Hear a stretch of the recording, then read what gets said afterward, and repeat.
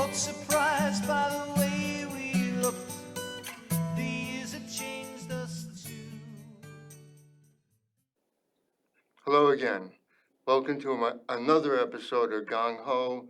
It is April 28, 2025, and I'm back again. Well, he's back with me, my good friend, author Jeff Sussman. I'll tell you the truth. I was involved with the Lucchese crime family.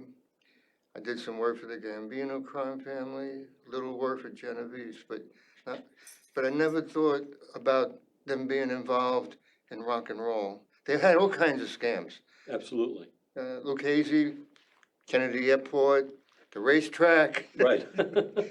Great. All right, so here we go.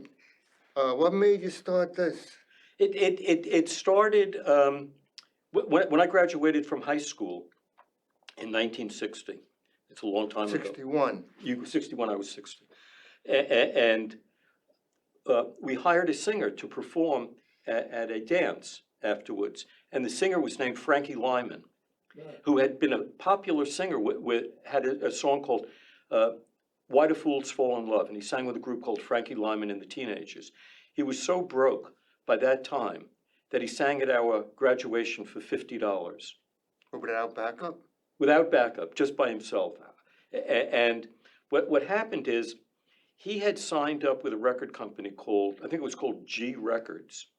It was a guy named George Goldner who had it, and he paid him to sign up, and then Goldner took the writing credit for the song. What does that mean? In other words, the song, instead of the song being Why Do Fools Fall in Love being copyrighted by Frankie Lyman and two of the teenagers who wrote it, Goldner knocked out two of the teenagers and put in his own name as the co-author of the song. So they were able to get money every time the song was played because they owned the copyright.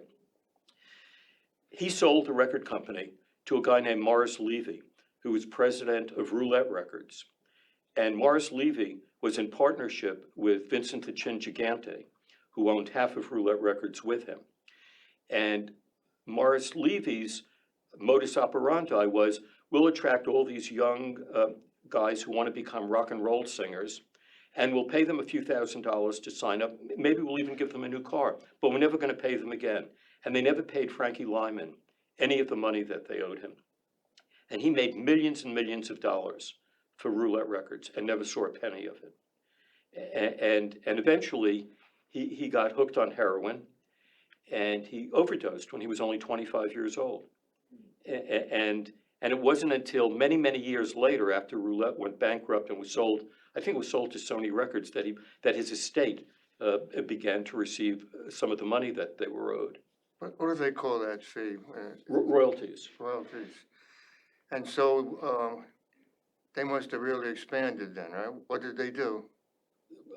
Roulette Records, Morris Levy started about 10 other record companies that were connected to his Roulette Records. Were these all rock and roll companies? Yeah. See what happened initially was when rock and roll burst on the scenes in the early 1950s, the major record companies like Capitol, Decca, RCA, they didn't want any part of it. They thought it was just a trend. It would be over soon. So the mob already owned all the jukeboxes in the country. Foot in the door. They had a foot in the door. Jukebox in the door, right. So for example, Meyer Lansky had a company called MB, which had the license on all the Wurlitzer jukeboxes throughout the entire eastern part of the United States. The outfit in Chicago had licenses on jukeboxes throughout the entire Midwest. At that time, the jukeboxes played 78 RPM records. And when rock and roll came in, the mob thought, this is great, nobody wants them, we'll start record companies. So they started record companies, they started producing them records on 45 RPM records, and they re-outfitted all the jukeboxes. They took out the 78 RPMs, and they put in the 45 RPMs. I assume someone owned Wurlitzer, right? Yeah. What happened to him? Well, they got a licensing fee from the mob, but the mob had an exclusive. So if you were a restaurant or a bar or a bowling alley and you wanted to put in a jukebox that wasn't a Wurlitzer, you had to deal with Lansky and his people. And then they formed a union of servicemen to service the jukeboxes. And if your jukebox didn't have a sticker on it that said it was being serviced by a unionized serviceman, they would. So this was, every person that, did they buy them or lease them? Lease them. Every person that leased them for a bar or restaurant had to also pay the service, for service. Right. It's all mob up. And the mob controlled the service. And the service technicians would come once a month, and they would change the records, and they do all sorts of things. And you'd have to pay a few $100s every time they came. So the mob was charging the person, the renter, Right. and the mob was kicking something back to the owner of Wurlitzer. Yeah, they paid a licensing fee to Wurlitzer. And they had to take whatever the mob wanted to give them. I guess, yeah. I mean, they negotiated a deal. And what about the playing of the records? Any royalties? Well, there should be royalties, but yeah, they went to the record companies, which were owned by the mob, the same people who were putting in the records in the jukeboxes. So they controlled the flow of cash So when on multiple levels to themselves. So when you played a 45, there was a royalty on that record every Yeah. time it was played? Yeah. And it was going right? Right. All right. So anyway, they Roulette hired all these young singers, and if they wanted to get, and when they didn't get their money, they'd threaten to sue. But they'd go to some lawyer, and the lawyer would find out that Roulette was controlled by the Genovese crime family, so they didn't want to bring a lawsuit. So these singers could never get representation in court. And Except if you're Italian. You if don't you're you don't have a lawyer. right, or if you sang with another mob family, then you could work it out. So for example, there was this guy Jimmy Rogers, who had a song called "A Kiss Is Sweeter Than Wine," which was a big hit, and they wouldn't pay him his royalties. So he moved to California, thinking that he, putting some distance between himself and the Genoveses, who were based in New York, and he's driving around in his car, coming home. Did he start to get on his own, make some money? He was trying to. He was trying to do it on his own in California. And he's coming back from a party one night, and he's pulled over by a cop. And he thinks that he's being pulled over because maybe one of his taillights is out. And the cop pulls him over and tells him to get out of the car. And he gets out of the car, and the cop proceeds to beat him over the head with a lead pipe and fractured his skull. He was in a coma for 2 to 3 weeks. And that's just for a taillight. Wasn't a taillight, believe me.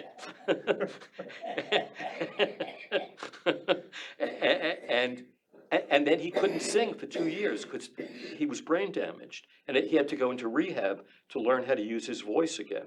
And this is all because he threatened to sue Roulette Records and because he walked away from his contract. They wouldn't let him out of the contract. So he figures, I'll go to another state, I'll be far away. You know what They you won't do in a touch me. situation like that? You go to somebody, maybe an Italian guy, and say, could you give me a sit down? That's how you do it, really. Right. And then they have a sit down, and whatever they work out, that's it, it's over. But Morris Levy would have all these guys from the Genovese family and also from the Di Cavalcante family hanging around in his office. And if a singer was giving him problems, one of these guys would beat the singer up and throw him out the door. So singers were very reluctant to confront Morris Levy about the money that they were owed. But there were some people that made out very well, like Elvis Presley. Yeah, not he- as good as Frank Sinatra, though. Tell us about that. Well, Elvis Presley had a manager, the Colonel, who was a compulsive gambler. And he had a deal, I forgot which casino it was in Las Vegas, that he had carte blanche to gamble as much as he wanted, and he wouldn't have to pay his Open losses. book, is that what they call that? Maybe. But the deal was that they would only have to pay Elvis Presley $150,000 a week, which seems like a lot of money to us, right? But at the same time, they were paying Frank Sinatra $400,000 a week. So in exchange for Elvis Presley taking a lower salary, which Elvis Presley didn't realize he was getting, his manager, the Colonel, was able to gamble like crazy. And they covered his losses. And they covered all of So his it didn't losses. really didn't mean anything to them. Nothing. They were getting Elvis Presley for what, 250,000 less? right? Yeah. Then, yeah, all right. The other thing that Morris Levy did is he counterfeited the records from other record companies, and he owned a chain of 70 record stores called Strawberries at that time, all throughout the Northeast. And he would flood these record stores with these counterfeit records from all the other record companies, so he wouldn't have to pay them royalties. And then he would counterfeit his own records so that on books he could show that the singers weren't earning any money, therefore he didn't have to pay them. How long did Morris Levy last? He lasted for, I don't know, probably about 15 or so years. What? And he was eventually indicted and found guilty. What was he indicted for? He was indicted for loan sharking, extortion, embezzlement. So these are some of his clients or people he signed? Yeah, he stole from them, absolutely. And then he had cancer at the time, so just before he was supposed to go to prison to begin serving a 10-year sentence, he died of cancer. So he never wound up serving any time. 15 years, that's a long run. Yeah, He must have been fabulously wealthy. he was. He had a huge farm, an estate in upstate New York. He had homes all over the place. He was doing real estate deals with Gigante.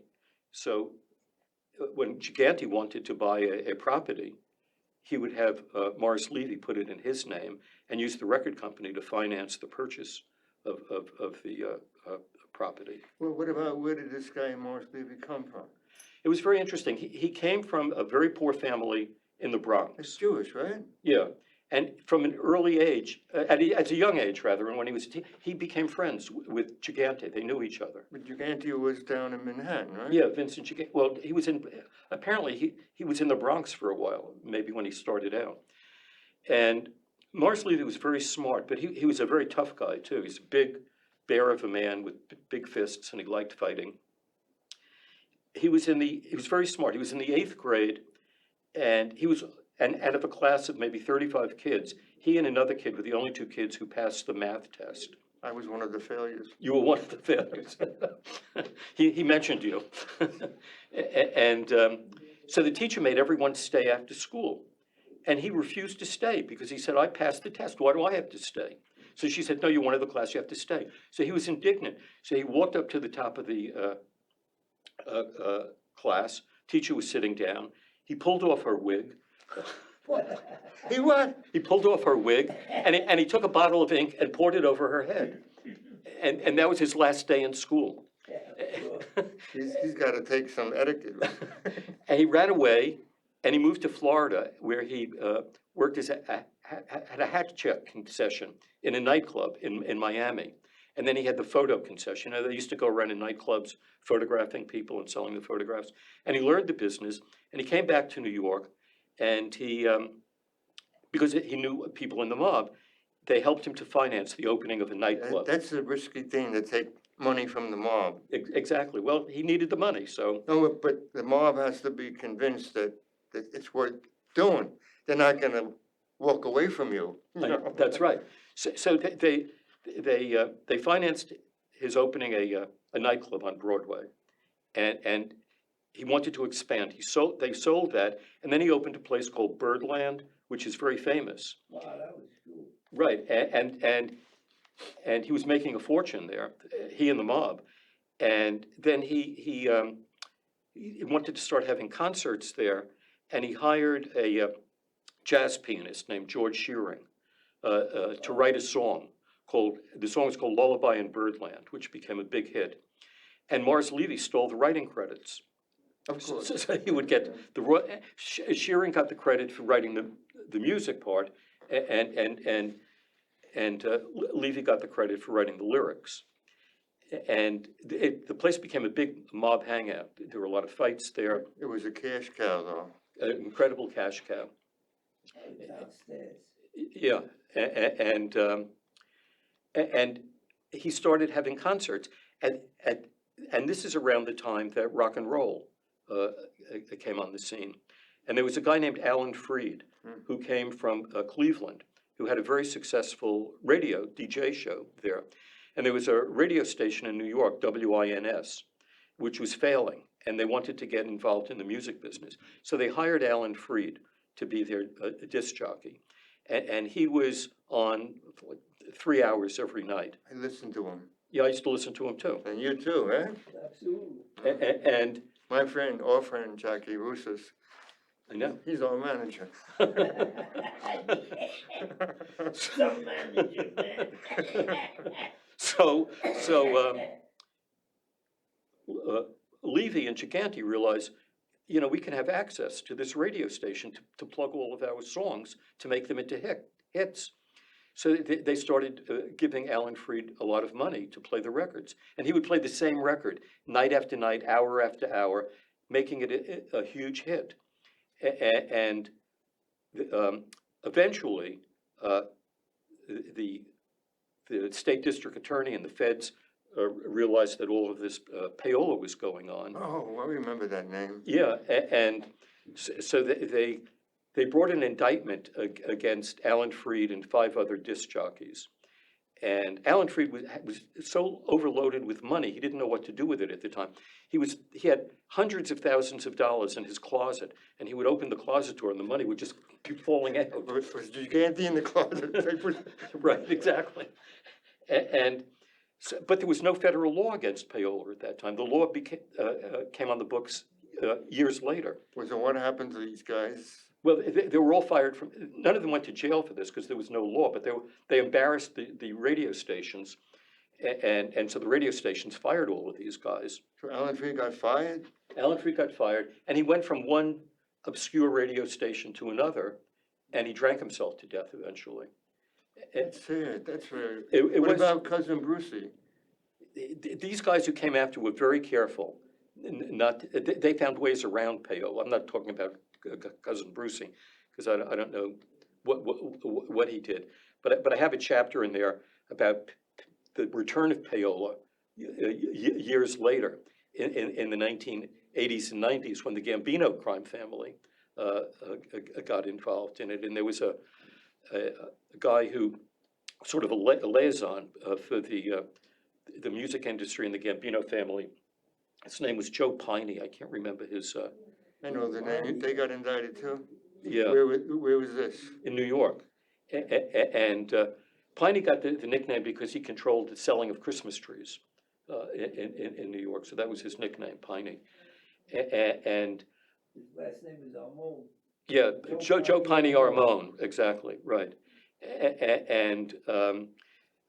And they found new ways, very, very much, you know, there wasn't direct payment of cash to DJs. You know, there would be trips and shell companies that got money that then went into an offshore What do bank. you think, I mean, you're talking about the 80s. Hey, you know, What about the 90s? This happened in the 90s.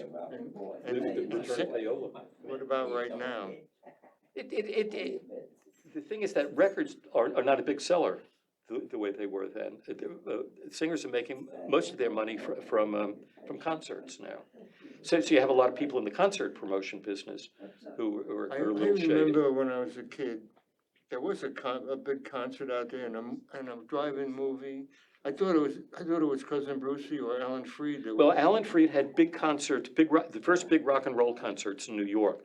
The first one was at the Brooklyn Paramount Theater, and the next one was at the New York Paramount Theater. And I remember going to the one at the New York Paramount Theater, and there were hundreds, maybe thousands of teenagers.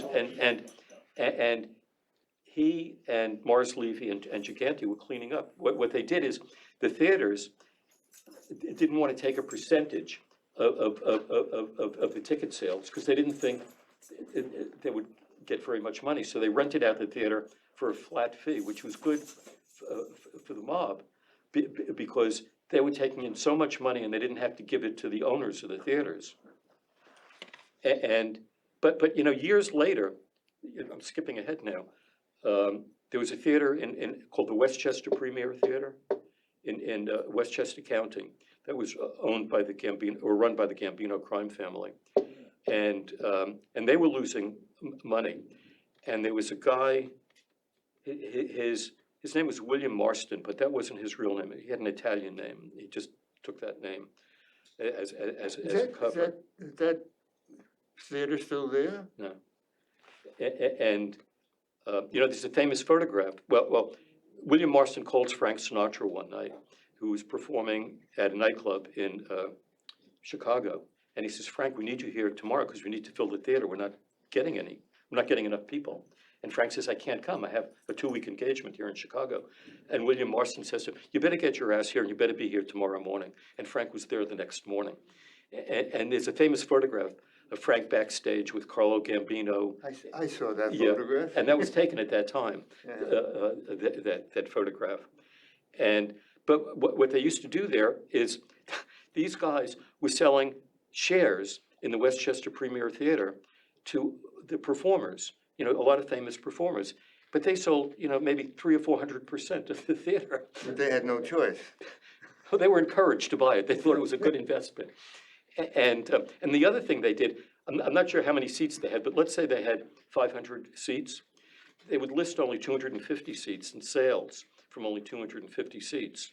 And the other 150 seats or 250 seats, the cash that came in for the tickets for those, that all disappeared. It's called skimming, right? Skimming, yeah, exactly. So I mean, and that was going on in the late 1990s, still, or the early 1990s.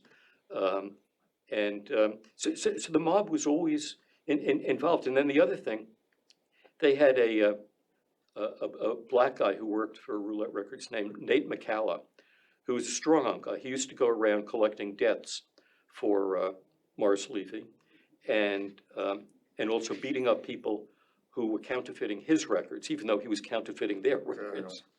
And McCalla put together, it would be like the Black Woodstock concert in Maryland, and he put together this concert. And he was supposed to give a certain share of the money back to the Genovese crime family and to Morris Levy. He didn't do it. And after the concert, he disappeared and he went to Florida for a few weeks. A month later, they found him in a hotel room. He had been shot in the head a couple of times. And he had his own record label. No evidence of entry. No evidence of entry. And he had his own record label with him. It was called Calla Records. And it was a black rhythm and blues That's label. Doing that to the mob is not a good thing. No, it's not a good thing. The lesson is, I was involved with a lot of people. They did offer me money. I didn't take it. Yeah, because once you Nice take it, guys. you're indebted. Yeah, I'm not taking money from them, though. Yeah, exactly. So, So, and the other thing, there was a guy named, it's called Sal the Swindler Pisello, who had been a jewel thief, and he had been a scam artist, and he had also been involved in the food service business. And all of a sudden, he arrives in Los Angeles, and he becomes a senior executive at MCA Records. No one knows why. And he has a big office, and everyone knows that he's a mobster. He dresses like a mobster. He drives a gold Cadillac, with gold wheels on it. He has a pinky ring, as big as a Rolex watch, and he's a very sharp dresser. And what he's doing is he's making deals that people didn't know about. So they have something called cutout records, where a company that can't sell albums, they'll cut off the corner of the album cover, and that indicates that it can no longer be sold for the regular retail price. It'll go to a distributor who will sell it, who will give it to retailers who'll sell it for $1.98. So he makes a deal with some guys, including Morris Levy. I think there's a guy named Sonny Bracco, and some others in New Jersey, to buy $4 million worth of cutout records, and they make a deal with a guy named John Lamont, and they tell Lamont that they're going to give him that out of that there are going to be $400,000 worth of top-notch albums that he can sell at full price of 30 seconds. of famous singers, but he has to pay for millions of dollars to Sal Pisello for this. And he doesn't pay it because Sal Pacello took out the $400,000 worth of good records. So he refuses to pay for any of it.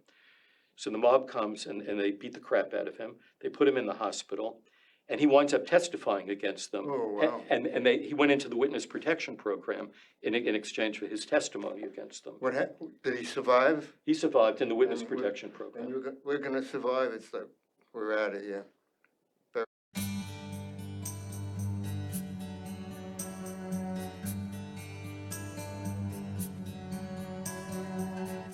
I saw a familiar face walking on the avenue, both surprised by the